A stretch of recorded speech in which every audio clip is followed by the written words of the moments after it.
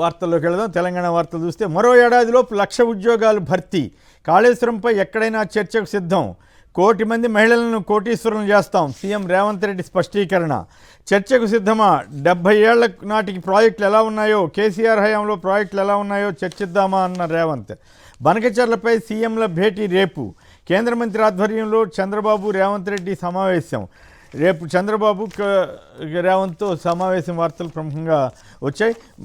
LVK చెప్పండి, నిజంగానే అసలు మరో ఏడాదిలోపు 1,00,000 ఉద్యోగాలు భర్తీ అంటున్నారు రేవంత్ రెడ్డి గారు, 1,00,000 మంది మహిళల్ని కోటీశ్వరం చేస్తానంటున్నారు. సాధ్యమయ్యే పనేనా? ముందు ఈ ఇష్యూ మీద కొంచెం మాట్లాడిన తర్వాత ఏపీ ఇష్యూలోకి వెళ్దాం.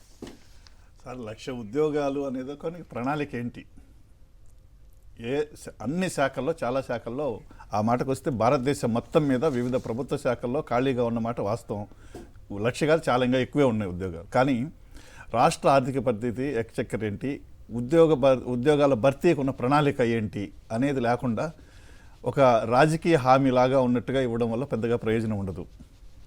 ఎందుకంటే 1,00,000 ఉద్యోగాలు ఇచ్చినట్టు ఏ శాఖల్లో ఎన్ని, ఏ రకంగా ఇస్తారు? పబ్లిక్ సర్వీస్ కమిషనా, లేకపోతే డిఎస్సి లాంటివి పెడతారా, ఇంకోటి మొడాలిటీస్ అన్నీ ఉంటాయి.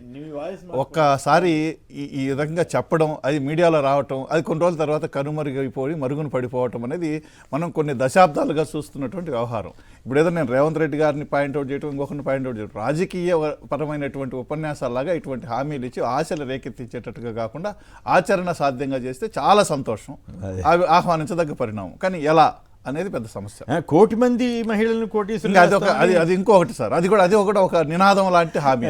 ఎందుకంటే కోటీశ్వరులు చేయడానికి అసలు మన దగ్గర ఏముంది?